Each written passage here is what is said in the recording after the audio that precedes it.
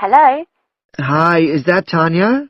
Yes, Simon. Lovely to hear you. How are you? Very well, and we're so looking forward to seeing you. So am I. Now, I don't have a lot of time, I'm afraid, so I wanted to make sure we've got all your details. Have you confirmed your flights? Yes, I'm definitely coming on the 22nd of June. Excellent. Have you got your flight number? Not with me, I'm afraid, but I promise I'll email it. Tanya promises to send her flight number. So, flight number has been written in the space. Now we shall begin. You should answer the questions as you listen, because you will not hear the recording a second time. Listen carefully and answer questions 1 to 4. Hello? Hi, is that Tanya? Yes, Simon. Lovely to hear you. How are you? Very well, and we're so looking forward to seeing you. So am I. Now, I don't have a lot of time, I'm afraid, so I wanted to make sure we've got all your details. Have you confirmed your flights? Yes, I'm definitely coming on the 22nd of June. Excellent. Have you got your flight number? Not with me, I'm afraid, but I promise I'll email it. Let me make a note of all this. Yes, do, because one of us will try to come and collect you from the airport, if we can. I presume you'll be coming into Terminal 1? I don't know. I'll have to find out which one it is. Yes, you must. We don't want to be waiting at the wrong one. But hang on, I'll be arriving at about lunchtime, and that'll mean you have to take time off work to pick me up. You really mustn't do that. Look, we're not all that busy at work, and if there's a problem, I can text you when you arrive, and you can take a taxi. Okay. There's a really good company called Pantera. Can you spell that? It's Pantera. They have a stand at the airport. You can't miss it, and they're really reliable. Great, thanks. How far are you from the airport? About 40 minutes. And you're near the city centre, aren't you? We're east of it, actually. Don't tell the driver city centre, because you'll really get caught up in traffic. Okay, and I'll make sure I carry your address with me. Now, have you got my mobile, cell phone number? Yes, you sent it last month. But I tell you what, I don't think I've got yours. I'd better have it now, just in case. Okay, and I changed it recently anyway. Ready? It's 07765 328 411. Before you hear the rest of the conversation, you have some time to look at questions 5 to 10.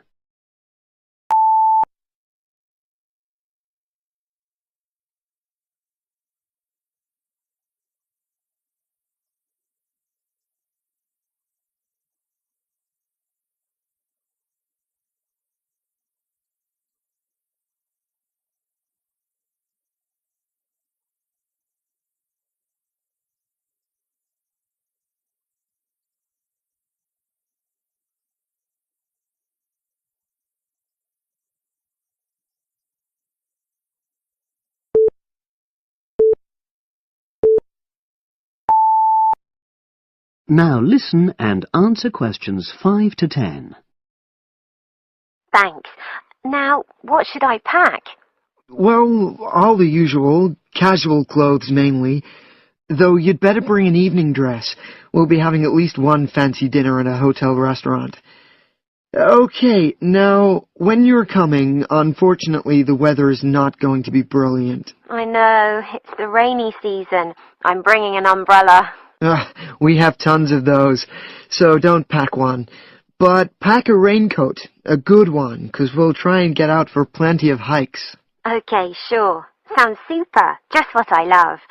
And I'd better remember to pack my sturdy walking shoes. Excellent idea. It's pretty rugged round here, so they have to be tough. I can imagine. I'm so looking forward to getting out. Oh, Simon, before I forget, you recommended I read a book about your area. Yeah. What was the name again? I'd like to read it, to get an idea of the history, etc. It's called Mountain Lives, and it's... Hang on, I'm just writing it down. Okay, And it's by Rex Campbell. great. I'll try and get hold of that. Well worth it. Now, the really important things are gifts. Oh, don't worry about that. Just bring yourself. I know, but I'd like to get something for your parents. What about Janice? I know she loves English tea. Oh, that's very kind, but she's not drinking so much of that these days. But she'd love some chocolate. You know her favorite. Oh, yes, that'd be nice. I'll do that. And Alec, is he still into racing? Oh, very much so. I was thinking of bringing a calendar, with horse racing pictures. What a good idea. He'd love that. Great. So that's about it, I think. Yes, I think so. So you'll send me your number again? That is the end of section 1. You now have half a minute to check your answers.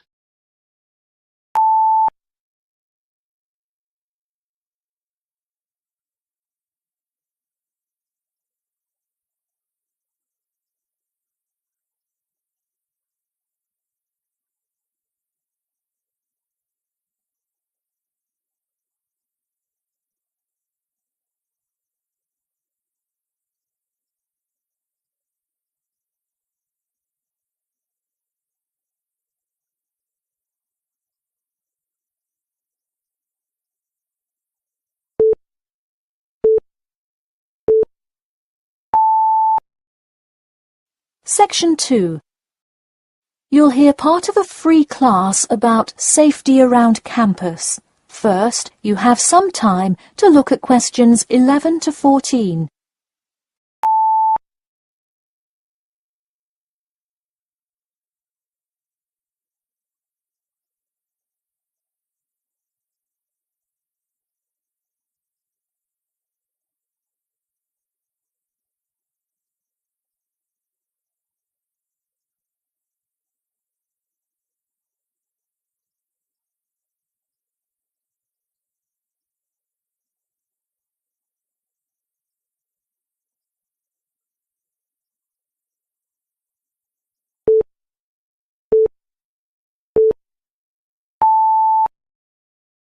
Now, listen carefully and answer questions 11 to 14.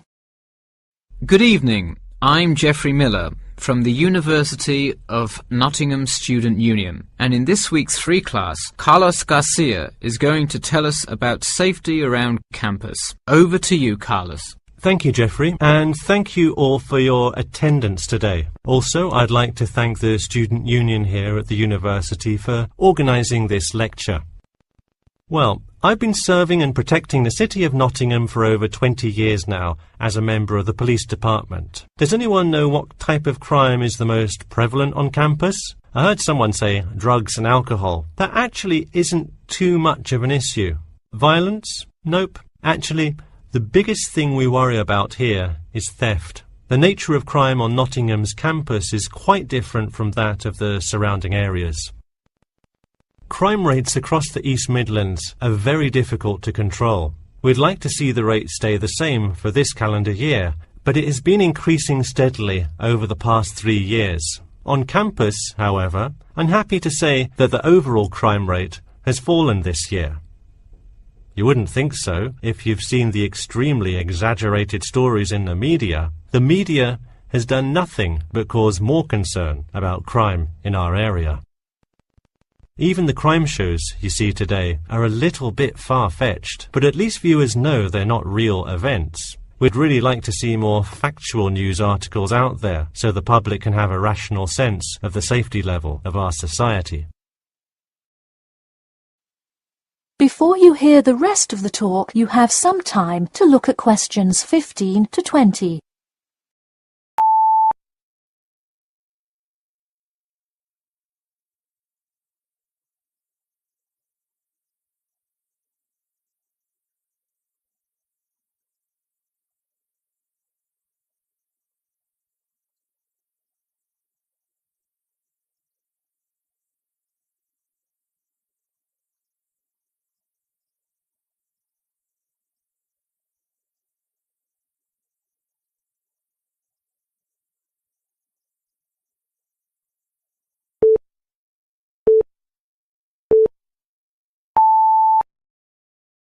Now listen and answer questions 15 to 20.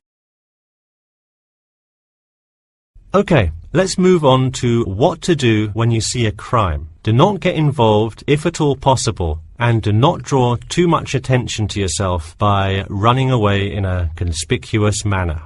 Though most likely, and hopefully, you will not have to experience this situation, if you are being mugged, please do not try to resist. Instead, be compliant and seek help after the incident.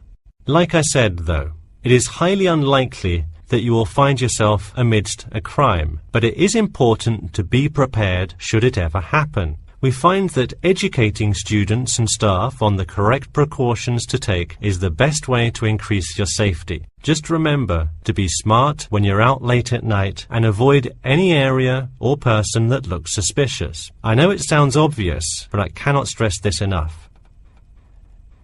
It's also not a bad idea to have your mobile phone with you at all times, but be careful. If you're chatting on your smartphone on your way home, you're a prime target for thieves. I'd like to see a show of hands. How many people have left work or the library after 10 p.m. to go home before? A lot of you, right? If you do have to go home late at night, please don't walk home alone. More often than not, there's someone there that will be walking the same direction as you at some point. Walk home with a friend or co-worker. Even if you must use your phone to call someone that's nearby to walk with you, it's always safer to walk home with someone. So when you're walking home, you may feel more comfortable with some sort of self-defense, such as pepper spray. Now, it's your call whether you want to carry something like this or not. However, I absolutely advise against carrying a knife or any other offensive weapon. All too often, they can be used against you if you're disarmed, putting yourself in more danger. For all those interested, the Recreation Centre offers a free self-defense class to all students every Thursday evening. While obviously an introductory self-defense class may not equip you to fight off villains like a regular superhero, it does come in handy sometimes. After taking a self-defense class, you'll surely be more aware of possible dangers and how to deal with them. So hopefully now you have a more complete understanding of the nature of crimes committed on your campus and how to avoid being a victim. I know most students at the University of Nottingham are not the criminal types, but remember that there is no barrier like a wall or something keeping non-students out. There's no army force securing the borders, and I doubt anyone wants it that way. The campus is generally a safe place, but it's not immune to small crimes once in a while. Alright, that's all I have to say for today. Stay safe. That is the end of section 2. You now have half a minute to check your answers.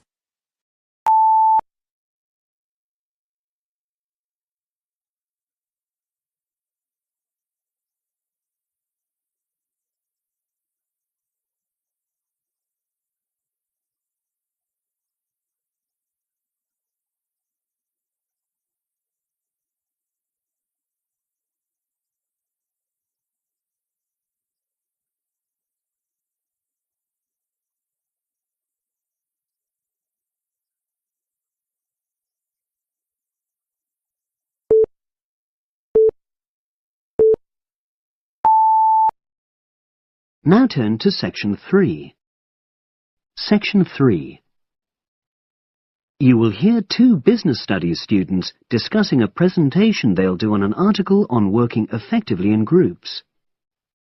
First, you have some time to look at questions 21 to 26.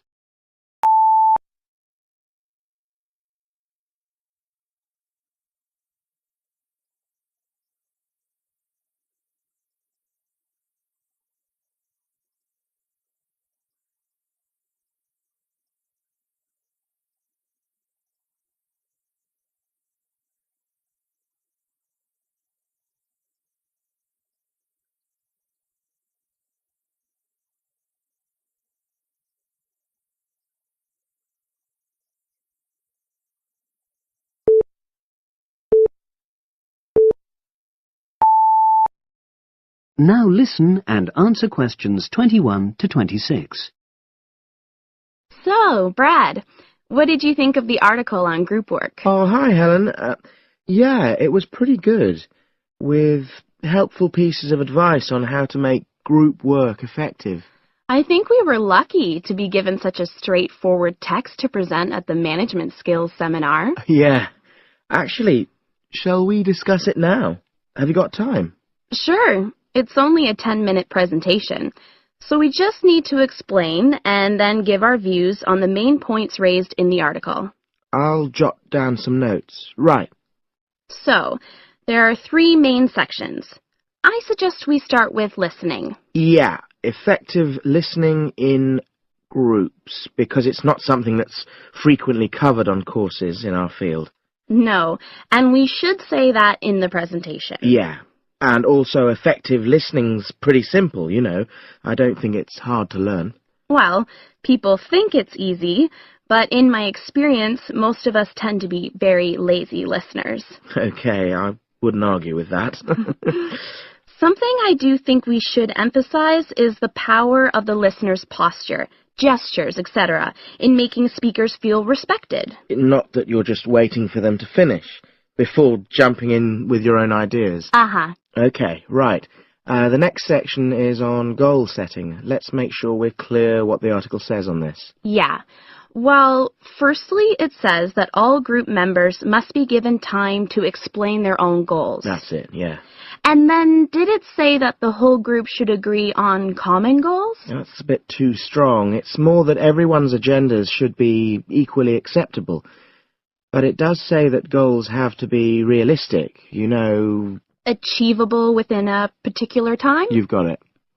That's really what the article's saying.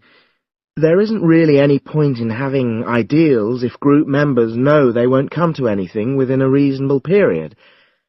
So, I think a summary covering those points will be enough for that part of the presentation, don't you? Yep.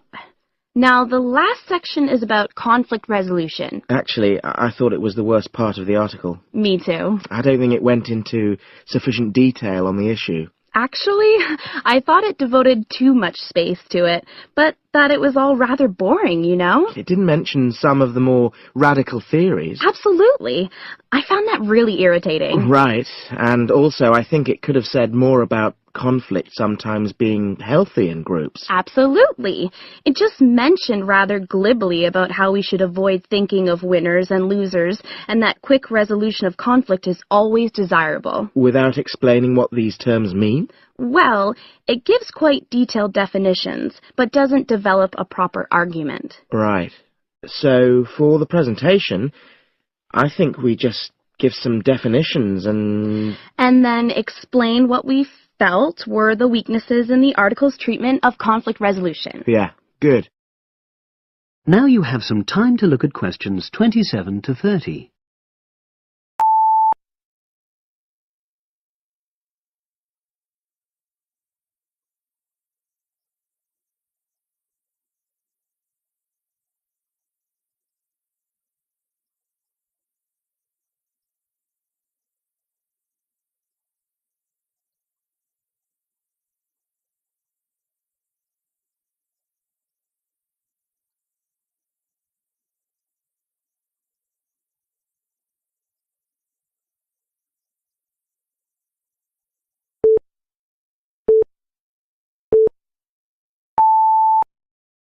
Now listen and answer questions 27 to 30.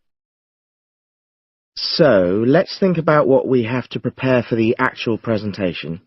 Well, I suppose we'll use PowerPoint, but I'm hopeless at using it, especially if it has any visuals. I really have to look into doing a course on it because I know I'll need it in the future. Don't worry, I'm quite happy using PowerPoint, and I'll put it together when everything else is ready. That's a relief. But yes, do that later. Okay. Now, I heard the tutor saying we have to include some well-chosen quotations from the article. I'm not sure if we do. I'll email him to find out. No need. I can just have a look at the specs he gave us when he set the task. That'll be quicker. But the tutor definitely said we have to prepare a handout to go with the talk. I'm not really sure how we do that. Sarah did one last year. Who's she? She's doing the same option as me in marketing. I'll ask her advice on what to include. Great. So that just leaves the bibliography at the end. I suppose it'll mainly be articles. Yeah. So we'll just look on the web, and we can leave that till later. But we've been advised against that. Well, we could have a look through some journals in the library. I think we should start by looking through module handbooks. I think that'll give us some good leads. Yeah, you're probably right. So, that's all the topics. That is the end of section 3. You now have half a minute to check your answers.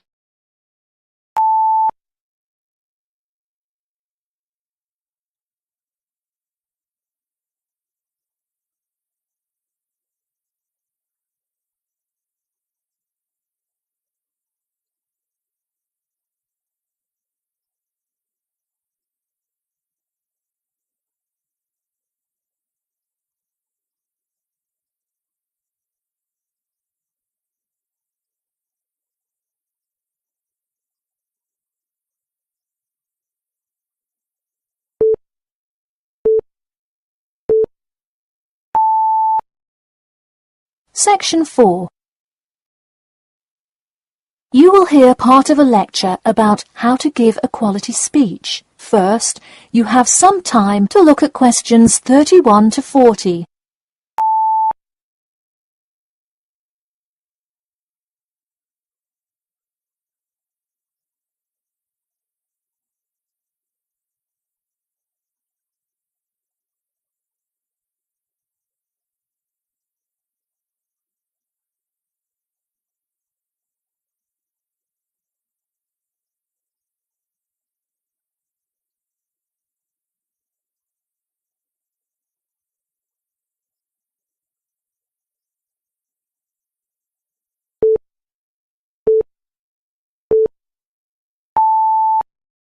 Now listen carefully and answer questions 31 to 40. Good morning. Today I am going to cover the daunting task of giving a quality speech, a thought that makes most of us cringe. In fact, 90% of all people feel nervous about public speaking, about 10% of whom are described as genuinely terrified. Hopefully, when we are finished here today, you all will be in the 10% of the population who do not feel nervous at all. Did you know that lecturers tend to get more nervous if the speech they are giving is an important one? It makes sense, right? You probably wouldn't be nearly as nervous to address your residence hall about the proper use of the recycle and compost bins as you might be if you were asked to give the graduation speech to your entire 5,000 student class. So what is it that makes some people completely comfortable in front of crowds? Some people think that the ability to give a good speech is a gift that others are simply born with. This is almost never the case. Public speaking can be learned with practice. The first most important thing you can do to improve your confidence in delivering a speech is to prepare a quality speech. Honestly, while the content of your speech is relatively important, the audience will really only remember the last sentence you say. It is a good idea to structure the rest of your speech to lead up to this last point to really drive your message home. This is a good way to ensure that your speech is well organized. Once you are confident in the quality of the speech you have written, the rest is just about your stage presence. Let's go through some do's and don'ts of public speaking. First, you want to command the attention of the room. Do not, I repeat, do not proceed with your speech until the audience is paying attention. Even Martin Luther King Jr.'s I Have a Dream speech wouldn't have made any difference in the world without the undivided attention of his audience. To continue with the I Have a Dream example, one of the reasons that MLK was such an effective orator was his ability to speak with passion and engage with his audience. That sort of charisma does not come from reading straight from paper. Don't get me wrong, it is a good idea to write your main ideas down on a note card, sheet of paper or something, but one factor that will consistently lead to a boring, forgettable speech is writing down your entire speech. Do not write your full speech down. If you are constantly reading your paper, you are not making eye contact with your audience, and thus failing to really express the feeling that goes with your ideas. I advise you write 1 or 2 ideas, so if you suddenly draw a blank, you have something to jog your memory. If you've written a good speech that you believe in, those ideas should be sufficient to keep you on track. Once you have those ideas written down, give your speech a few practice runs in front of the mirror, into your sound recorder on your phone, or with a friend before it comes time to address a crowd. That way, you can hear how the ideas come across, make sure there are no abrupt transitions, and find out whether you are talking too fast or too slow. Timing is important. Make sure you time yourself beforehand to see how long your speech is. That is pretty much it. With practice, you'll be able to deliver an expert speech that engages and even maybe inspires your audience. Just remember, speak with emotion. No one wants to listen to someone reading from a script. As I come to a close in my speech, I'll point out that I have employed all of these tips that I have covered. I practiced my speech ahead of time and timed it, and I can even show you my one small index card with just 3 simple bullets on it. It's as easy as that. That is the end of section 4. You now have half a minute to check your answers.